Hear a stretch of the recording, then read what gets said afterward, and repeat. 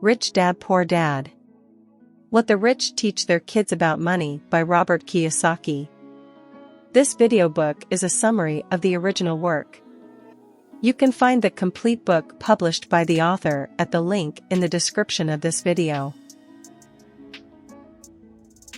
Before continuing with the listening of the video book, we ask you to support us by subscribing to the channel and activating the bell.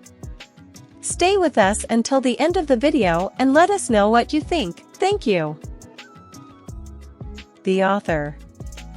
Robert Toru Kiyosaki is not just an overseas investor and businessman, but also a prolific author in the self-help field, a speaker capable of igniting crowds with motivational speeches, an activist committed to financial literacy, and occasionally a sharp financial commentator. Born in the enchanting Hawaiian Islands, Kiyosaki has always stood out as an influential entrepreneur and communicator. In 1985, he laid the cornerstone of an international company.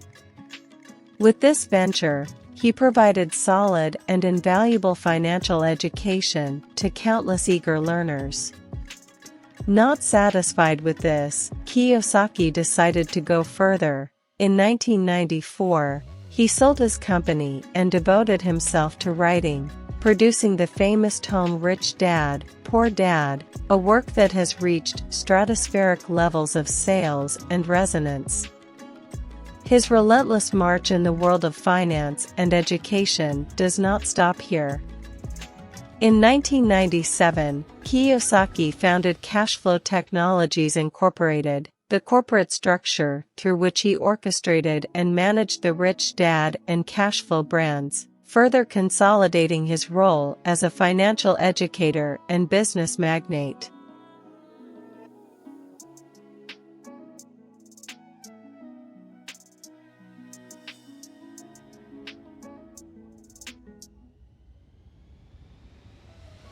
The fear of social disapproval prevents us from breaking free from the race to success and becoming wealthy. In the existential maze in which we move, often entangled in the race to success, there is a dark and inescapable Ariadne's thread that leads us, the fear of social disapproval.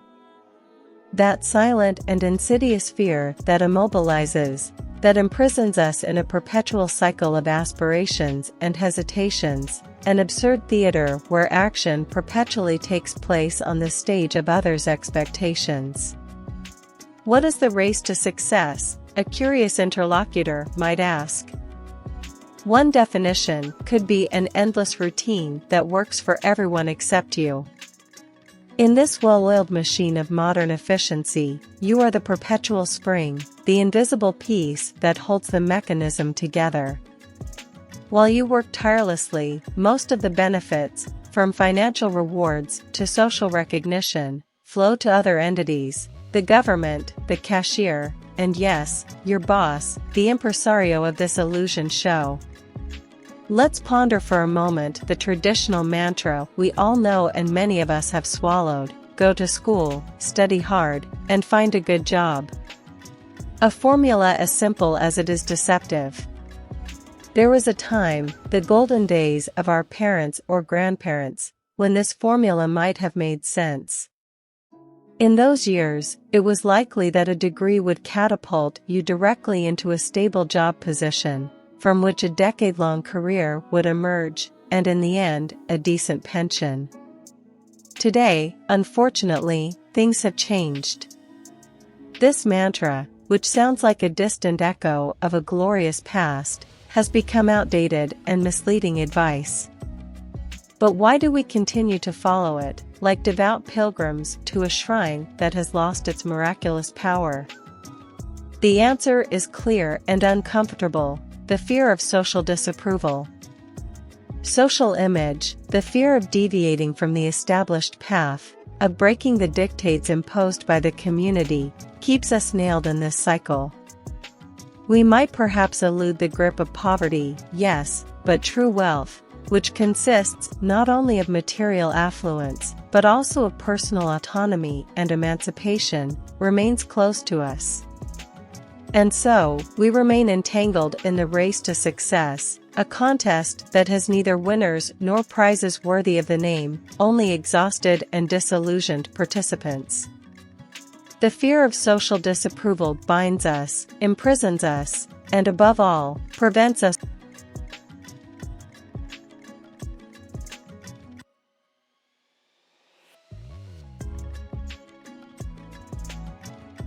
Fear and greed can drive people who know nothing about finance to make unreasonable decisions. In the vast and intricate financial universe, two great emotional constellations dominate the human firmament: fear and greed. These twin stars radiate such irresistible energy that they can even push the most rational souls off course, condemning them to unstable and risky orbits. Suppose, for example, you are sailing on the euphoria of a recent professional promotion, complete with a substantial salary increase. Ah, the endless possibilities that unfold before you. You can invest this excess money in solid financial assets, such as stocks or bonds, which over time could multiply your capital. At the same time, the storytellers of consumerism seduce you with the siren song, inviting you to spend on tangible goods, a brand new car, or a larger and more luxurious home. And here, at this crossroads of opportunity, the distorted power of fear and greed emerges for the financially uneducated. Fear, that insidious monster, wraps you in its cold embrace, whispering in your ear the catastrophes that could arise from every financial risk. Stocks? Investments? Too dangerous, it shouts. And so, in one fell swoop, it deprives you of the opportunity to generate long-term wealth. On the other hand, greed, bright and seductive, illuminates a golden path to a seemingly more luxurious existence. Imagine life in that new house, with that new vehicle. It tempts you. And so you find yourself accepting a heavier mortgage, a more expensive lifestyle, trading future prosperity for immediate comfort. Fear and greed can drive financially ignorant people to make irrational decisions, so goes the inexorable verdict. But, like a seasoned captain, how do you navigate these tumultuous waters? The answer lies in financial wisdom, education on investments, understanding risk and debt. Only by arming yourself with this knowledge can you hope to tame the wild emotions that govern the financial sea and chart a rational course towards true wealth. Although it is essential for personal and social prosperity, we have received no training in financial intelligence. In the modern epic of prosperity and well-being, a fundamental chapter remains largely unpublished, that of financial intelligence.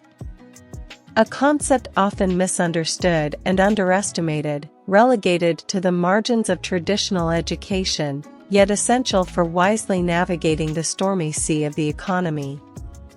Many mistakenly believe that talent and competence are the only bulwarks necessary to build a fortune. Yet, talents and skills abound in the four corners of the globe, and often lie unheard and unused in a sort of brilliant poverty. What is missing, like a fundamental cog in an otherwise well-oiled machine, is precisely financial intelligence. Lacking in it is a deep understanding of notions such as accounting, investments, and asset management. Our educational system, for all its virtues, has proven deficient in this fundamental aspect. Students grow up learning Newton's laws and the songs of Homer, but the basic concepts of savings, investment, and compound interest remain unknown territories. A disturbing proof of this is that many high school students, even before entering adulthood, already find themselves entangled in a maze of credit card debts. But the deficiency in financial intelligence is not a burden that weighs exclusively on the young. Even adults, and sometimes those considered the brightest minds in our society, prove incredibly vulnerable when it comes to financial matters. Take politicians, for example, figures often perceived as the educated elite, yet many countries, under their management, sink into dizzying public debt. The situation is equally bleak when looking at the average citizen. An example is the frightening percentage of workers in the United States without any form of pension, or with inadequate pension plans, a revealing emblem of our collective financial ignorance. In a rapidly changing world, where economic instability looms like a Damocles sword over our future, the urgency for independent and rigorous financial education could not be higher. Although it is essential for personal and social prosperity, we have received no training in financial intelligence, a glaring gap that we must bridge, not as an option, but as a vital necessity. Financial self-education and a realistic assessment of one's financial situation are the cornerstones of wealth growth. In the magical enchantment of life, the pursuit of personal wealth represents a backdrop against which various acts and scenes unfold. However, this scenic journey is made even more captivating if based on two fundamental pillars: financial self-education and a realistic assessment of one's financial situation. These are the true cornerstones upon which wealth growth rests. The beginning of this pecuniary odyssey can occur at any point in the time we are given to live, but as a popular adage suggests, the early bird catches the worm. In other words, an early start, perhaps at the age of 20, could have significantly better implications than a late start in life. The first act in this financial drama is one of self-examination and introspection. A scrutinizing and ruthless look at one's financial situation is essential. What income do you generate now, and what can you realistically expect in the future? And against this, what expenses can you manage without sinking into debt? You might discover, for example, that the allure of a new Mercedes is beyond your current financial reach. Yet, from these discoveries arise realistic goals. Imagine a future where that gleaming Mercedes becomes not a distant dream but a concrete goal, achievable within a defined time frame, say 5 years.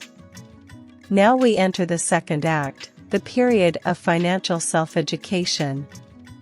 Consider this phase as an investment in the most precious capital at your disposal, the mind.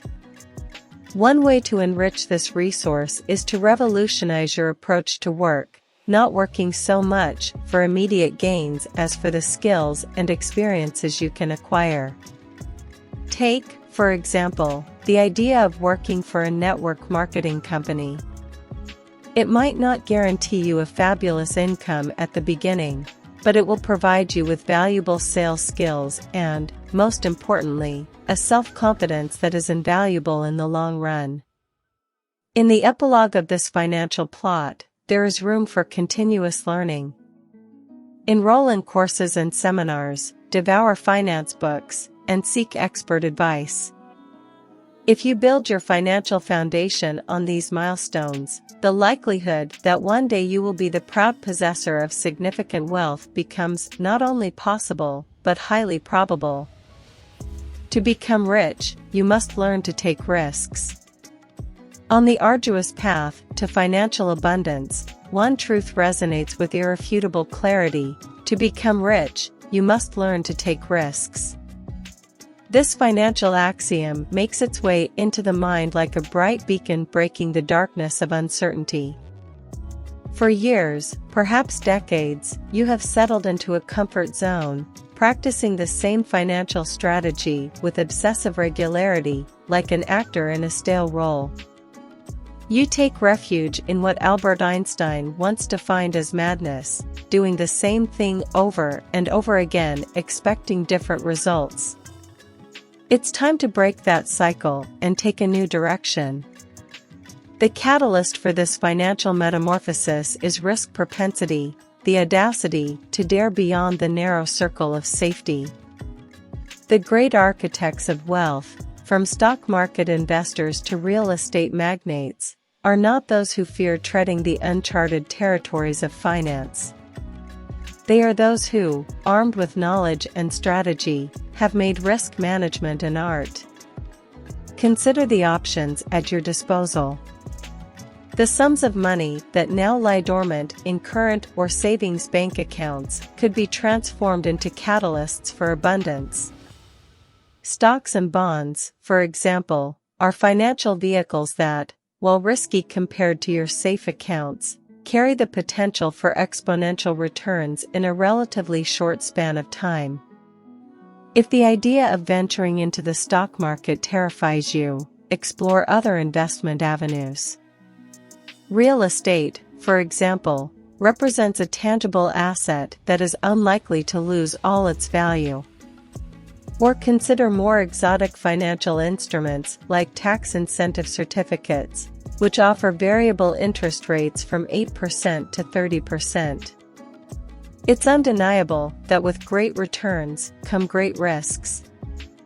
But, as the saying goes, no risk, no reward. If the chances of losing everything are indeed minimal, the risk of gaining nothing is, on the other hand, an absolute certainty if you don't take the bold first step. Therefore, leveraging these calculated risks, embracing the greater opportunities and challenges that arise from them, is not just an act of audacity, it's a sine qua non condition for charting the course towards greater wealth and a more prosperous future.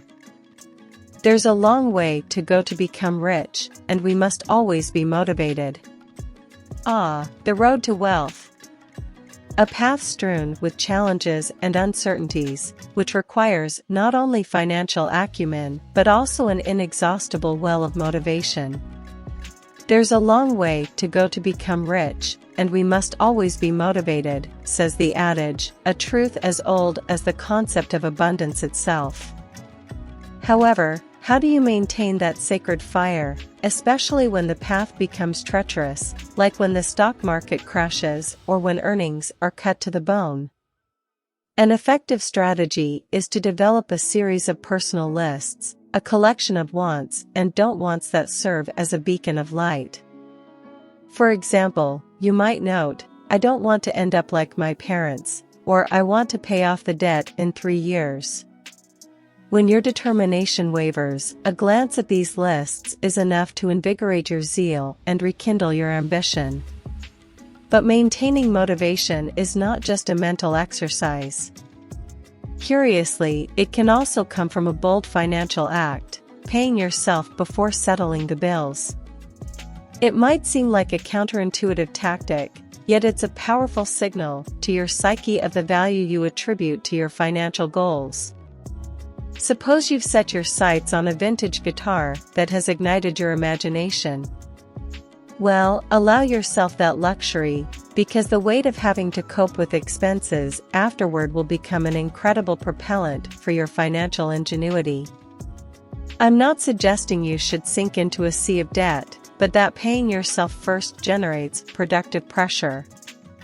By developing this kind of financial self-discipline, you align yourself with the brightest minds of financial success. Seek inspiration in the biographies of giants like Warren Buffett and Donald Trump. Know their struggles, learn from their successes, and absorb their enterprise. This spiritual nourishment will offer you additional fuel to stay the course and weather the storms. By incorporating these strategies into your daily life, you'll find that staying motivated on the winding road to wealth becomes not a daunting task, but an exhilarating adventure of the soul. Laziness and arrogance can lead even financially informed people to poverty. In the sophisticated ballet of finance, acquiring solid knowledge on the subject is only half the battle. Impeccable information, if not accompanied by a firm character, can prove to be a double-edged sword. Laziness and arrogance can lead even financially informed people to poverty. Delicate as the threads of a spider's web, these flaws can envelop and trap an individual without warning. That's why it's essential to understand them deeply. Laziness, for example, is often understood as an inclination to idle. But this is only part of its deceptive charm. It can also mean avoiding crucial responsibilities. Imagine a tireless entrepreneur whose zeal at work exceeds 60 hours a week. To the naked eye, he is the antithesis of laziness. However, when he returns home, he avoids addressing the growing domestic tensions, preferring to take refuge behind his work. This type of laziness, the one that leads him to avoid personal challenges, could one day manifest in a family crisis or, worse, a costly divorce. Arrogance, on the other hand, is a more insidious poison. It's not just excessive self-esteem, but it's the illusion of superiority combined with a misunderstanding of one's shortcomings. This mix is particularly lethal when it comes to investments. You might imagine shrewd stockbrokers, similar to medieval merchants, trying to flatter the investor's ego, hiding the pitfalls of the investment behind glittering promises of profit. Arrogance, in the context of financial affairs, can be described as ignorance paired with an excess of self-esteem, a fatal combination of misinformation and self-deception. To avoid falling into these traps, even when boasting excellent financial understanding, it's essential to always be vigilant and self-analytical. Only by keeping a critical eye on oneself and one's conduct can one avoid the pitfalls of financial bankruptcy and navigate towards a prosperous future. Invest only in assets that put money in your pocket, and avoid liabilities that take money away. In any respectable financial chessboard, assets and liabilities are the silent yet formidable pawns that determine an investor's success or failure. Invest only in assets that put money in your pocket, and avoid liabilities that take money away, a mantra that seems simple, but is laden with profound wisdom. Understanding the dichotomy between assets and liabilities is pivotal for making prudent investment choices. An asset is something that generates income, while a liability is an anchor that drains money. Assets can take various forms, from stocks and bonds to mutual funds, from real estate properties to promissory notes, from intellectual property royalties to any other tangible or intangible good that appreciates over time and produces a cash flow. Think of your investments as an army of economic soldiers, tasked with generating profits for you. The more soldiers you have on the field, the better. The art lies in optimizing the return rate in relation to the invested capital, and then reinvesting the profits generated into new assets. Unfortunately, in the frenzy of the desire for prosperity, many confuse assets with liabilities. Take, for example, the dream house that so many aspire to purchase.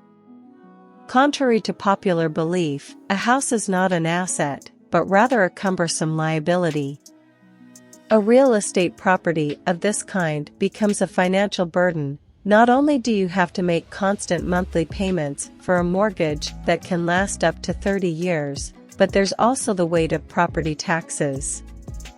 This double deduction acts like a parasite on your available income and hinders the opportunity to invest those funds in more fruitful assets, such as rental properties or well-diversified stock portfolios. Therefore, armed with this vital distinction between assets and liabilities, you'll be better equipped to discern where to invest your most precious currency, your money. By doing so, you'll not only avoid financial pitfalls, but also multiply your opportunities to build lasting wealth. Your profession pays the bills, but it's your businesses that will make you wealthy. In the maze of personal finance, two terms seem to overlap frequently, almost as if they were synonyms: profession and business. However, these two terms, seemingly interchangeable, differ significantly when it comes to accumulating wealth. Your profession is the job from which you derive a steady income. It's your ticket to the adult world, your identifiable social contribution. You might be a restaurant owner, a salesperson, a doctor, or any other title that stands out on your business card. This job allows you to pay the bills, fill the fridge, and support yourself and your family. But it rarely goes beyond that. The profession, in most cases, is a limited source of income, sufficient to maintain a lifestyle, but not enough to ensure your ascent to prosperity. The business, on the other hand, is an economic ecosystem of your creation that generates assets, accumulates resources, and opens the doors to true financial independence. This is where you start playing a different game. Take, for example, a chef, perhaps graduated from a prestigious culinary arts school. She is skilled in her craft and has a profession that covers daily living expenses. Yet, she understands that to build significant wealth, cooking alone is not enough. So, she decides to invest in real estate. Every extra earning she manages to set aside is invested in purchasing apartments and condos, structures she then rents out, creating a second source of income. Or, imagine a car salesman who, after hitting his monthly sales quotas, doesn't stop. Instead of spending his extra income on ephemeral goods, he decides to invest in stocks. In both of these scenarios, the profession is the tool that fuels the business. It provides the financial resources needed to start an enterprise that, in turn, generates assets. The secret, then, is to maintain one's daily job until the business becomes self-sufficient and shows sustainable growth. When this transition occurs, we witness a true paradigm shift. Assets begin to surpass the profession as the primary source of income. It is at that moment that one can proclaim to have achieved financial independence, a milestone that elevates your economic freedom from a mere desire to a tangible reality. Navigating the stormy sea of the tax system can seem daunting, but it can prove to be the key to protecting your wealth and, in some cases, expanding it. A well-known financial maxim states that it's not how much you earn, but how much you manage to keep, that determines your wealth. The veracity of taxes can significantly erode your earnings if you are not well prepared to manage it. Strangely, many neglect to inform themselves on how to minimize their tax obligations, perhaps due to the aura of complexity surrounding the subject. However, as financial sages reveal, solutions exist and are often within reach. Take, for example, the artifice of investing through a company. If you conduct your investments under the aegis of a corporate entity, the taxes on your income often have a more lenient approach compared to what you would have suffered as an individual. As observed in the U.S. context, in the United States, companies also have other advantages. One of these is that any debts or liabilities remain safely under the umbrella of the company, separated from the personal assets of the owner. This stratagem protects against unforeseen losses, creating a powerful financial shield.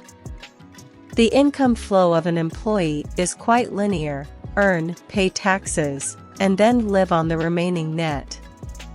For those operating through a corporate entity, the paradigm is inverted: earn, invest or proactively spend, and finally pay taxes on what remains. And the list of cunning strategies doesn't end here. In the U.S. tax system, for example, there is something called Section 1031 of the Internal Revenue Code, which allows real estate investors to exchange properties without immediate tax consequences, provided the investment is in a higher valued property. As a result, your wealth grows exponentially while the taxman patiently waits his turn. It's a subtle dance, but understandable. And, armed with the right information about your country's system, you have everything you need to make the taxman an ally, rather than an adversary, on your journey to prosperity. We were educated in a myriad of subjects at school, but financial intelligence often remains a dark subject, left to personal experiences and self-learning. Being versed in this particular type of intelligence can make the difference between living a life constantly on the edge of financial precipice and thriving in safety and independence.